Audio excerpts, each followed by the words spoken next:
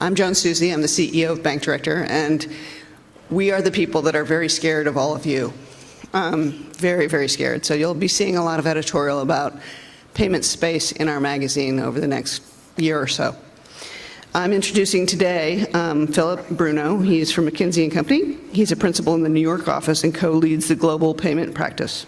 His career has focused on every facet of the payment system: strategies, operations, organization, all for an amazingly diverse set of financial companies and technology companies as well. David Stewart is a senior expert and leads the GCI office of McKinsey. Among his many engagements with large U.S. and non-U.S. financial services, he has also spent many of those engagements dealing with the recent regulations. In his role as leader of GCI, he has led numerous research projects, including focusing on non-cash payment trends. So I think these guys are going to be able to really answer a lot of questions, and I think that they're going to do their presentation, and I don't know that there'll be time for questions at the end. Today, what we'd like to talk about is what we call a payments wave and a commerce ocean. And if we look at all of the innovations in payments that are out there, they nearly always happen on the back of something going on in commerce, right? Everything from the introduction of the credit card to PayPal, which piggybacked on eBay, right? These are things that happen as a result of what's going on in commerce. And increasingly, we see commerce, loyalty, and payments converging, right? So what does this new ecosystem look like? And as we look at this, what do we see going forward? And we're going to talk today about two things. We call it trends and technology adoption. But really, we want to look at what are the driving forces behind what's going on, right? We have 5 areas that we look at and say, how is payments and how are consumers interacting with brands differently? And so we want to talk about that. And then what we see in terms of business models emerging, and we categorize them in 4 different areas, and we'll go through those. And I think today the number of the day is 6. Karen Webster had her 6th sense. We actually have what we call the 6 markers of success, right? As you look at things going forward, if they meet these 6 criteria and these 6 markers, it tends to, a better chance of succeeding. And so we'll go through that as well. When we look at the underlying forces going on, this is going to be no surprise to everyone, but just want to set the table. First is what we see going on in terms of how consumers are shopping, right? Online, mobile, social, it's all affecting how they make purchases, and we'll talk about what we see in the consumer decision journey and what that means. Second, on the other side of, if you will, the transaction, right? What's happening with merchants, right? This is increasingly a multi-channel world. This, again, a convergence of loyalty with commerce and with payments. And what we see going on at the point of sale, and I think, when we look at what's happening with commerce, everybody focuses on wallets and what the consumer is doing. There's a real revolution on the merchant side as well. And the third are underlying technologies, both in cloud and big data. When we look at how consumers and brands come together, right, we see 5 ways that they're interacting differently, and these are the commerce revolutions that are impacting payments. First is, we call it a pinball consumer decision journey. Consumers are making decisions about how they purchase very differently, right? Before, payment used to be something that was very separate from what you were doing. In terms of buying. It was something that happened at the end of the transaction. Now, when you talk to digital players, they think about search, shop, buy. This is one big value chain, and search, shop, buy is something that's integrated together, and we'll look at how consumers are doing that. Second is on-demand marketing, right? Getting to the consumer in the moment, right? Consumers are expecting this, and they're saying, I want things now. Third, open ecosystems, right? Different players in different value chains actually coming together to really drive a different proposition to the customer. Fourth, digital moving to the physical world, right? This is using e-commerce in the aisle, if you will, right? A lot of examples of that, and we'll see how that's manifesting. And the third is real-time analytics to support all of the changes that we see. So we just go through some examples, and we'll show some things that are here now, and actually some things that are about to be here that I think are going to be quite exciting. First is when we look at the consumer decision journey and how they shop.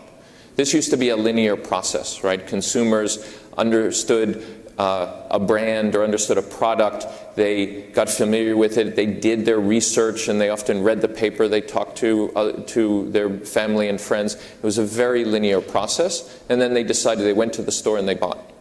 Right? This is now changing into what we call the digital consumer decision journey.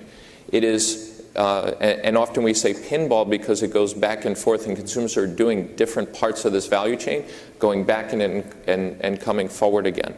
How they consider brands, evaluate brands, buy, shop is very different. Right? Thinking about just payment at the end of the day is very different than today in this integrated value chain.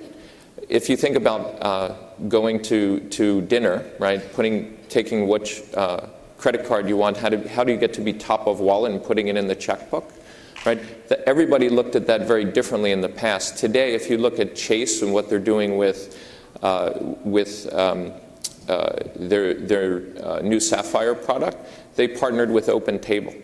They want to become top of wallet by not waiting until when you make the purchase at the end of the dinner, but when you're making the reservation or when you're considering online, where do you shop? Or where are you going to eat dinner next Friday night? Right? Very different way of integrating payments into this consumer decision journey.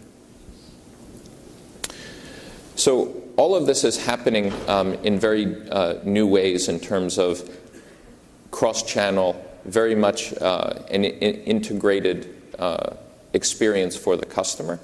And we'll go through a couple of different things that even some financial institutions are doing to take advantage of this in the whole payments process. So this is an example actually from Australia, where if we look at two folks looking for a new home, right? The old way, you'd go find a broker, they'd look at stuff, they'd take you around, right? This is what's happening now, right? They are in the neighborhood, they actually see a house that's for sale, something that they like. They can actually go online on the app, and this is something that's offered by Commonwealth Bank. They take a picture of the house, right? The house, it's almost facial recognition for homes, right? They can get a property overview. It's based on location-based services. They know where they are. They can figure out what all the details are and get this real time, right? This is all happening in this consumer decision journey. From the app on the phone, right, they can actually go forward and take a virtual tour, right?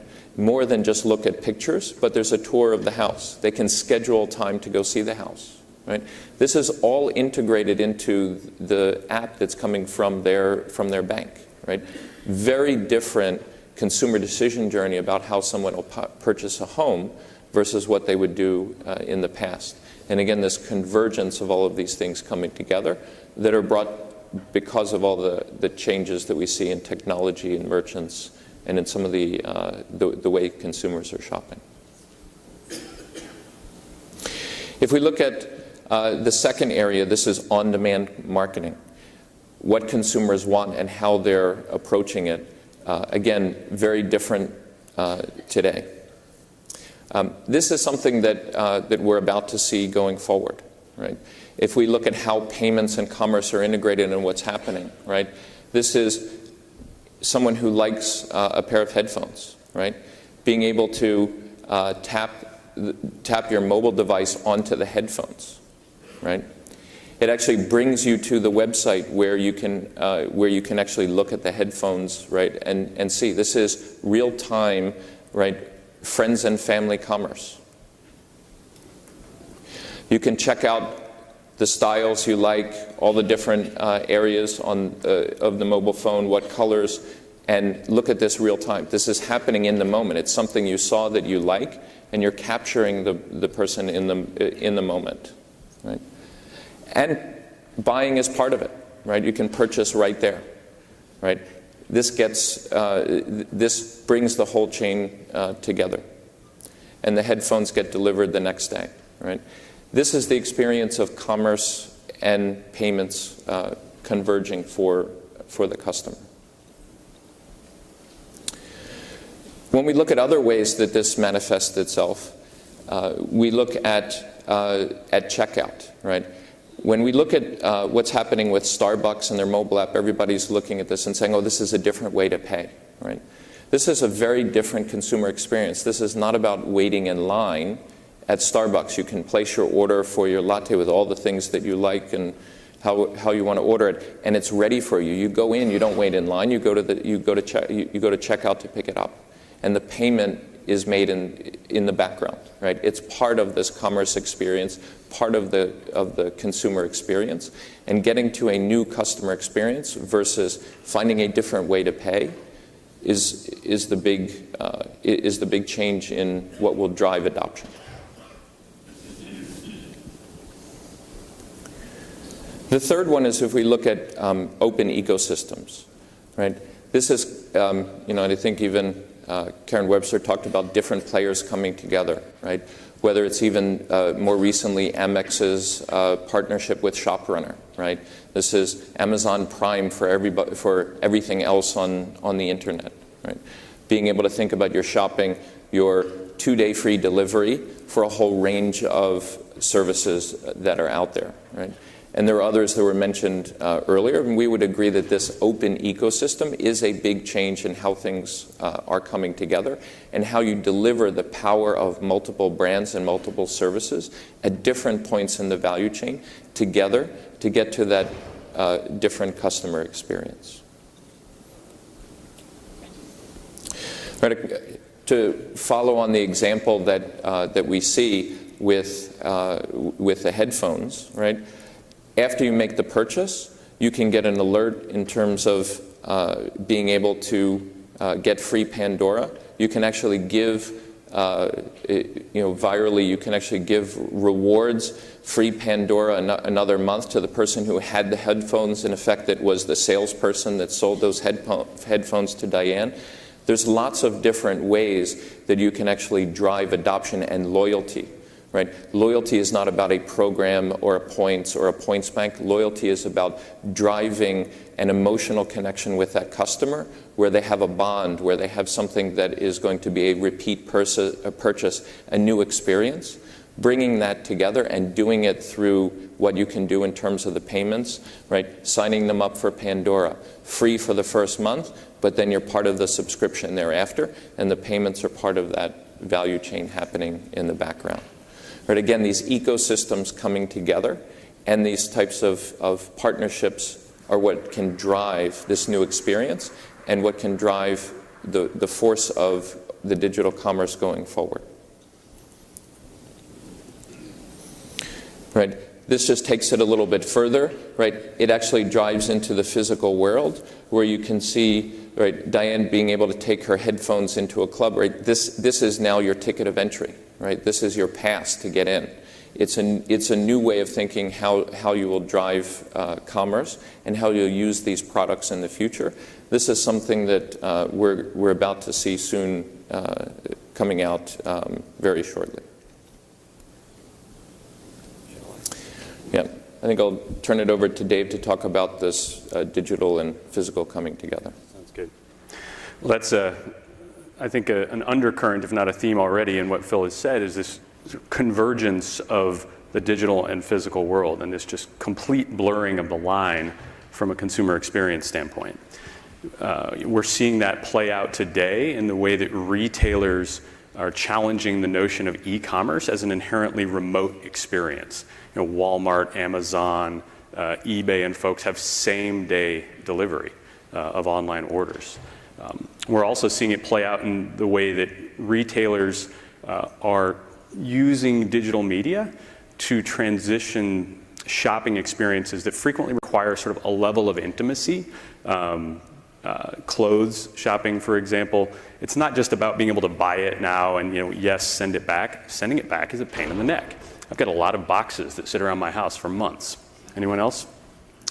We're seeing that with Zappos.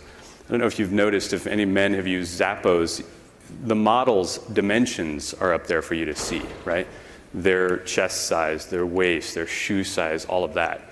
If we were all 23, 24 years old, we could relate to those and say, that's what I'll look like in that. Another place or example of this playing out is in glasses, and this is a website for Warby Parker, just an illustration. You can go to their site and actually do what they call a virtual try-on, and they'll allow you to upload a picture of yourself, or frankly, turn on your webcam right then and there and take a picture of yourself, and fit yourself with glasses, and roll through sort of different options of glasses and so on.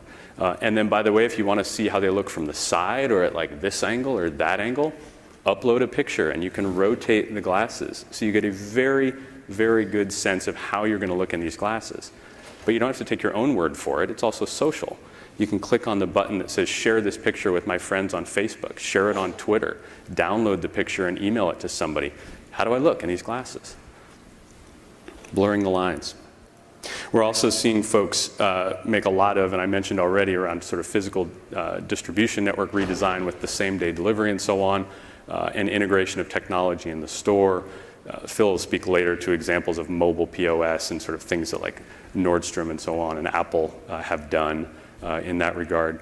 But one, I think, really extreme example of this and really compelling is happening in South Korea. Tesco is a UK retailer for the most part, but they have a brand in Korea called Home Plus, and they're the #2 retailer there. They wanted to be #1, but they didn't want to increase the number of stores that they had. So how do you, rather than thinking, how do we draw more people into our stores, they thought, how can we bring the store to people? And let's not do this through our website, by the way. Let's bring it to where they are physically. So there's I think it's the Solong subway station in Seoul, where they have taken a wall. You can see it here on the screen. They've taken the wall, the glass, that is exactly where the subway trains pull up, and they've put life-size photos of 500 products, groceries, home electronics, toiletries, et cetera, right there. And you can go up with your Home Plus app, take a picture of the barcode, and if you do this before 1 p.m., it'll be delivered to your house that day. Pretty cool. Bringing this close to home in terms of banking, we're also seeing financial institutions really seriously begin to rethink what the distribution network should look like. And it's not just about number of branches, it's about format of branches. This is just one example. It's a Citibank store, and it is a store, by the way. This is not a branch. They have pushed the transactions out of the branch. There's an ATM in the lobby if you want to do, cash in, cash out type things, but there are 2 FTE inside this little, glass enclosed, kind of very retail-looking signage, et cetera, store, who are there for consultation, product sales, et cetera. But it's not transactional in sort of the old sense of walking in and making a deposit with a teller. If you want to do that, push them out to the ATM out front. I would argue that getting format right really matters. Hopefully you can see all the lines. It's a little faint up here, but the darkest line reflects over the last several years, the percentage of banked households who regularly go into a branch. And the point here is, while it's declining, it's a long way from disappearing. People use branches. And maybe the more surprising aha is that there's not this one-to-one trade-off between branch usage and digital channel usage. What we see is that the most frequent users of online banking are also the most frequent users, are among the most frequent users of the branch. These are just people who want a lot of and get a lot of interaction with their financial institution. They're heavy channel users. They're not choosing mobile and then therefore never going in a branch. They're using both. So the strategy inherently is multi-channel. And again, I think Phil will speak more to that in a bit. On the bottom, same sort of illustration, not looking at online banking users versus branch access, but mobile. And mobile users show no less, but no more, reliance on branch than other folks. So again, it's not a replacement necessarily, it's an additional channel through which consumers choose to interact with their financial institution. There's also one thought in all of this, is that those mobile users, while they're not necessarily going in the branch more, they are interacting with the bank a lot more. I think they have like 6x the number of touch points with the bank on a weekly, monthly, et cetera basis. So lots of opportunity for cross-sell, observation, et cetera. The fifth way that we're seeing all of that sort of laundry list of technologies and so on that Phil showed on the first slide play out in the consumer experience is around sort of real-time analytics, or maybe I should say sort of the migration toward real-time analytics. We're seeing this condensing of the time between observation, analysis of a behavior, sort of decision around what to do with it, and then action that retailers or services companies might take. We see that, of course, in Salesforce enablement these days, using big data to make much better decisions and recommendations around the next product to buy and so on. Also, of course, in any truly fully digital commerce applications, but really in a mainstream way in risk management and insurance, right? So traditional insurance underwriting, let's take automotive insurance underwriting, you're all familiar with the data they'd gather, right? So, demographic data, age, sex, where do you live, what kind of car are you driving, et cetera. And that was so predictive of risk. And then, over the years, there were innovations, for example, that insurers have learned that credit worthiness is actually fairly predictive of the risk on the road. And then there are other data that the insurers have historically gathered from us on a stated behavior basis, right? Like, how far do you drive to work? Do you garage your car, or do you not keep it in a garage? Is this your daily commuter, or is it, sort of a weekend driver, et cetera? Well, now, and I think this is a very mainstream example most of you should be familiar with, enter Snapshot, the offering from Progressive, in which they will send you a sensor. It's geospatial type thing. They're monitoring GPS where you are. It has an accelerometer, and it's like how fast you're going, et cetera. But you voluntarily offer up kind of a few months on the road with yourself to Progressive to demonstrate to them what a great driver you are. And you can see John here putting the sensor in his 2002 Impala. And after a few months of monitoring John's behavior, Progressive will be sending him, or during those months, we'll be sending him daily, literally daily updates summarizing his driving style. This is not only, by the way, helping Progressive to become a better underwriter and manager of risk. I would contend it's probably also modifying John's behavior. He's probably becoming a safer driver based on this new information feedback loop that he's getting. This is really consistent with work we see in the Netherlands, where when they put a monitor in people's homes, sort of light up red if their electricity usage exceeds a certain threshold, they'll go around and turn off the lights. People do respond when they have better information about their own behavior. So after a few months of monitoring John's behavior, Progressive gives him a nice discount for being a safe driver. I have a feeling we're going to see a lot more of this type of thing in insurance and elsewhere. We're gathering lots of new data that did not exist before. I think that's a key thing here, is Progressive has created a whole new stream of data that heretofore was too expensive to gather, too expensive perhaps even to store, analyze, et cetera. But the cost of computing, the cost of sort of accelerometers and so on is very, very low. And the bar, sort of the barrier to entry here from a data collection standpoint is almost none. Let me turn it back to you. Okay. So, thanks, Dave. So given this changes that we see going on with consumers, what's happening, right? What do we do with this going forward? And how is this going to change business and the opportunities that we see out there? When we look at this, we see, earlier we talked about commerce, loyalty, and payments converging. Well, what does this mean, right?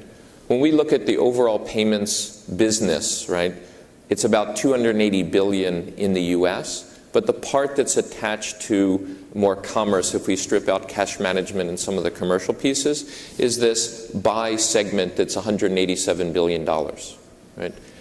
That's kind of the world that we live in the sandbox we play in. But if you look at these other pieces, right, search, shop, buy in the way a digital player would look at it, those are the pieces of consideration, evaluation, and bond, right? Loyalty. How do we bond on the back end? If you look at these parts of the value chain and you put all of this together, it actually almost doubles the size of the market, right? There's as much revenue associated with those parts of the value chain as there is with payments, right? So you can look at this, you can be an optimist or a pessimist here, and you can say, wow, right, my sandbox just got bigger, right? My market is now twice as large as I thought it was before. If I'm looking at some of these other areas, if I can play in some of these other arenas, if I can form the partnerships and alliances with all these players in an open ecosystem, we're talking about a new world. The other side, and I think this is valid too, is we also should be a bit scared, right? Because these other players can come in to that part of the value chain, right? When we take payments revenue and we say, where is it within payments? Is it around issuing or processing or in the network or of all of those pieces? 85% of the revenue is at the endpoints, the two endpoints of the value chain, right? Why is that? It's two things that are driving it. One, it's where you are taking risk, right? So you're putting a balance sheet at risk like a bank, right? Today that is not very highly valued, right? And gets a very low multiple from the markets. The other is where you own the customer relationship. Right? That's the valuable piece. And if somebody else owns the customer on those value chains, if they're marching the chains out on those sides, they may own that revenue, which is the part of the payments revenue. That's the scary part here as a payments player, is not owning some of that customer relationship. That is what actually drives most of the value and most of the revenue for payments players. Right? So it's both a threat as you look at this, but it's also quite exciting as you say, wow, right, I'm not only looking at $187 billion, but I'm looking at 2x that. And if I think about some of the other more financial services-oriented things, consumer credit, small business lending, that you can now access because you have relationships or different relationships with these customers, that gets more exciting, right? Transaction-level financing on the consumer side. Right? It opens up new possibilities there. Small business lending, right? Now that you actually can assess risk because you're seeing transactions, you're seeing much more of this electronically, and you can assess the risk even better, right? Lots of new ways at coming at this and new business models that you can drive out of it.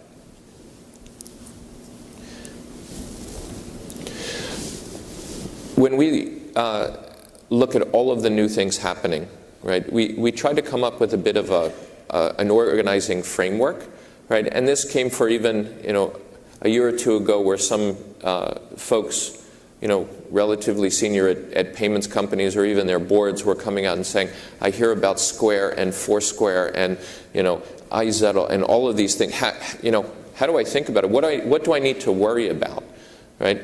If you go look at this and say, there's really four things, right, happening in four categories. One is mobile POS and payments acceptance. And there everyone focuses on the wallet. But really we should look at what's happening in payments acceptance. And I've got some examples there in what's happening that's quite exciting. And I'll go through that in a minute. The second is around information-based business models, right? With this convergence happening, how do you think about using that information in new ways, right? The progressive example in being able to create new and different information, right? Red laser, where you can shop and go in and be able to scan something and find out both online and actually even physically near that store, is that product available at a better price?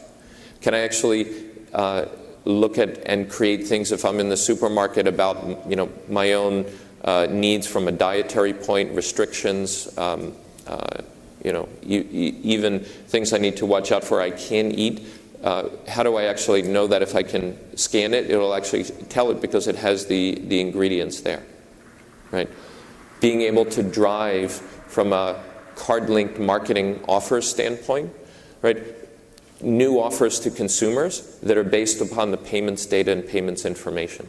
And I think going forward, we're going to see more of these partnerships between retailers and financial institutions to help drive marketing going forward, to use what they know about you to give you better offers. And this isn't about, a more targeted 10% off coupon. This is about different ways and different experiences that will drive loyalty and repeat use, that will drive loyalty and it'll drive a customer experience that is much more positive, that will drive word of mouth adoption. Those are the things that we think are coming in the information-based business models. The third is remote payments and new currencies. And here in new currencies, right, I think the fascination is around Bitcoin.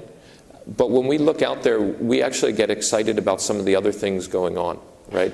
When you think about, different stores of value, right? An iTunes credit is a store of value. Gaming credits, stores of value. New forms of loyalty points and things that are coming together. If you start to think about that, those are new currencies, right?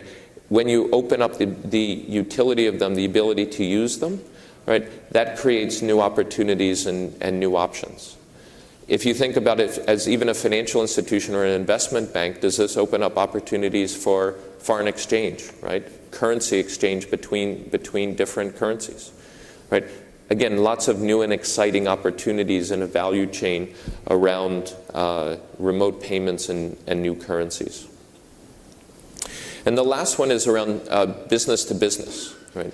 We often don't think about this when we think about digital commerce. We always talk about the consumer and what's happening at the point of sale and all of these things, but we don't look at the B2B side, right? This is another big opportunity that's out there if we start to think about driving invoicing and the purchase, the accounts payable, accounts receivable value chain into a digital world. In Europe, 12 to 15% of invoices are already electronic. Right? It's pretty exciting when you start to think about what that can do. Countries, and there have been some nations that have looked at this and have said if we can make that ARAP value chain more efficient, it'll drive efficiencies in the business that are equal to 0.3 or 0.4% of growth per year in GDP. Right? Again, pretty exciting from a space that really no one's looking at too much. Right now, the Federal Reserve in the U.S. has a RFP out to actually drive e-invoicing for some of the government areas. We've got Canada that this is one of the top three initiatives for the Department of Finance. Right? They're trying to drive this in Northern Europe. It's on the slate in Australia, in Thailand. There's a lot of movement here. It's one, I think, to watch, and if you will, I call this the sleeper in e-commerce. It's a thing that folks aren't really looking at. But if you can provide one of these platforms, it can be incredibly valuable, right? If you think about being able to provide commercial financing because you know all the transactions that are in that value chain. We call it network-based risk evaluation. If you look at the risk of a commercial customer's customer, right, you understand financial risk in those supply chains. It's something that banks are pretty excited about trying to understand as they do commercial lending.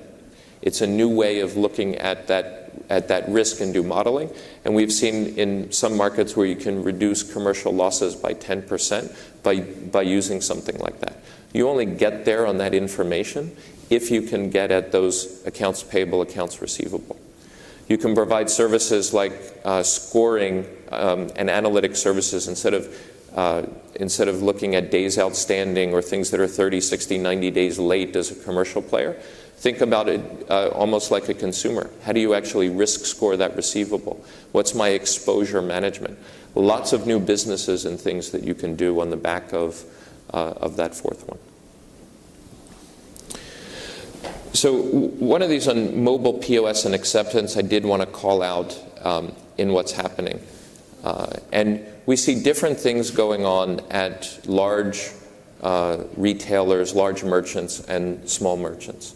I don't know if anyone's been in a Nordstrom store recently where, in effect, they've brought e-commerce into the aisle, right? They're running around with iPad touches. You can swipe a credit card. It's a little, I think they were trying to get some ways to the Apple experience for checkout, right? Scan, do the card right there. They actually have inventory, right? They can go to Dave and say, Dave, your 10 triple E shoe, we don't have it there. I know you don't look like a triple E wide guy, but we don't have it here. It's in our Dallas location. We'll ship it to you. It'll be at your home tomorrow, right? They'll have his sizes, his book of business there. It's a different shopping experience, but it is e-commerce in the aisle. That's all going to be facilitated by a private cloud in the store that actually makes that communication possible, that makes that happen. Not too different if you're the payment processor on the back end for a large merchant, right?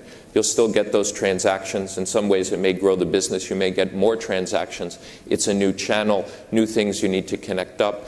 That's not a bad place to be if you're one of the processors. Where we actually think the big changes are coming, right, is in some of the small merchants. When we look at what's happening there, right, the kind of standalone dial-up terminal in the physical world, that's changing and will change a great deal.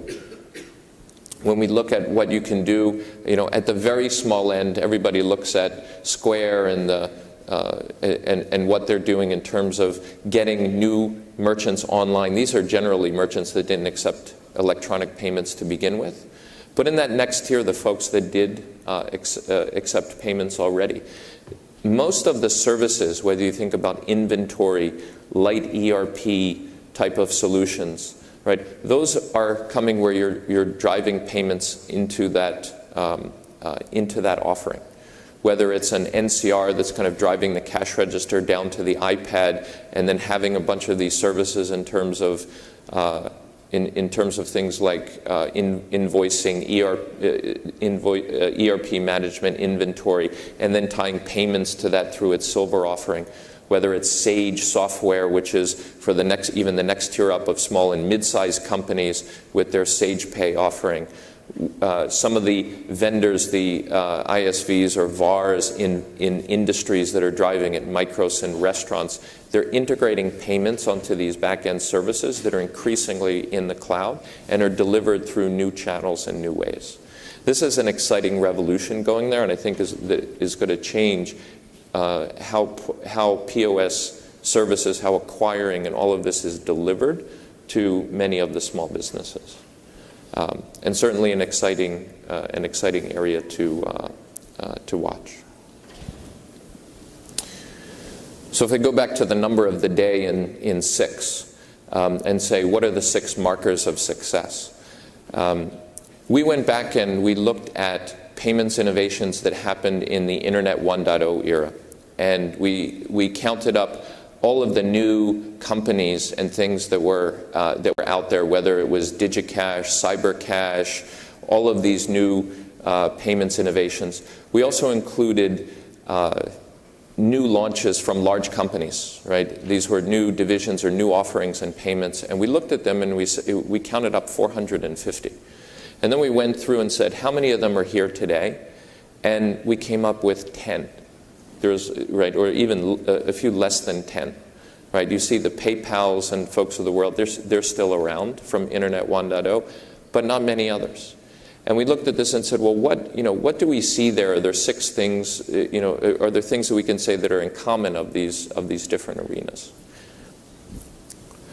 Right? The first one is, they were looking at this and they're saying they're delivering significantly more consumer or customer value than the market alternatives, right? They were filling a void or providing something that was far superior from a customer experience standpoint. We often hear of, this is the best designed widget, right? It's the most efficient X.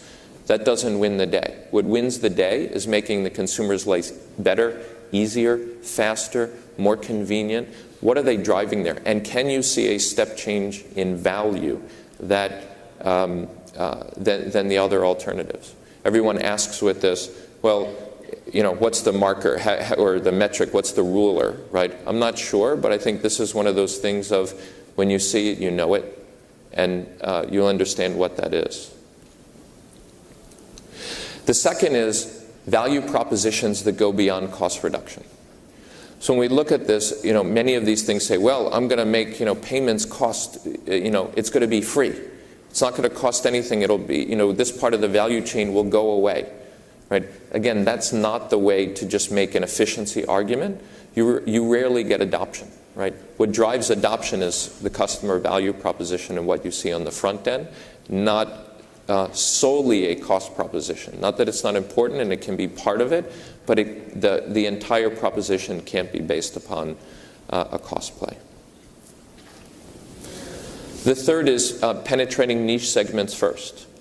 And here what we're talking about is getting to focus people that either use it very often or where it's important to that transaction. PayPal was important to eBay, right? Because there wasn't a good way to pay. There were lots of problems associated with that in terms of those propositions, right? If you look, I think the Level Up example this morning, they focus on, I think they call it buckus. It's breakfast, sweets, coffee. I forget the other part of the acronym in there. It must be from Texas, like Rick Perry. But they focus on those because it's things people do often, right? It's a segment of people who eat and conduct their lives in a certain way, and they're going after that. It's almost a closed loop, and you focus on these user groups and those value propositions, and sooner or later these things start to overlap and it becomes much more of a bigger proposition. But focusing on those niche segments and not being all things to all people first is often a good marker of success. The fourth is leveraging the established infrastructure, right? I don't know how many times we've come into meetings with small companies where they set up and say, we're going to put Visa out of business, right? Probably not the best move coming out of the box to do, but someone that says, wow, we've got a new proposition. It's going to ride the credit card rails, or we're going to leverage ACH to do something different, right? That starts to sound interesting. Now, where's the revenue in payments?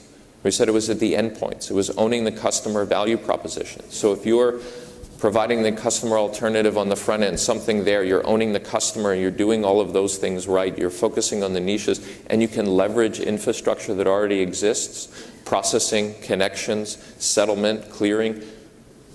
That actually sounds pretty good, right? You start to go down the markers and you're starting to put check marks next to all of them. The fifth one is adapting the offering to the market context, right? What is the need of that? How do you actually drive it? I think this one's very much related to delivering on the customer value proposition, right? How do we actually use this in the context of the consumer, integrated into the experiences that they have and that they're doing at the time, so that this is a very seamless experience for them?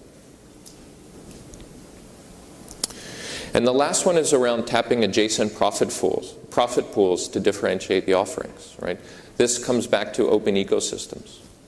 How do you actually bring this together to drive the value proposition for the consumer, right? This is, again, PayPal with eBay, right? This is ShopRunner with Amex. This is all of the things you see going on that are creating these new interlocking offerings that are driving and leveraging the brands in different spaces, but coming together to put something powerful together to drive the value proposition. So when we looked down and we said, of the 8 or 10 successful payments companies and new propositions that were out there, what does this what does this look like? They met nearly all of these tests in those cases. So we think this was a good set of litmus tests to go down and say, do we believe that these things are good? And we say going forward, these are probably 6 tests as we go into the digital commerce era and digital payments to understand what might be around in 10 years from now. So it says I have 87 minutes left. which is going to be tough to fill. But anyway, that's what we had. I think I actually, are we at time? So maybe we hit it right on time. So thank you very much.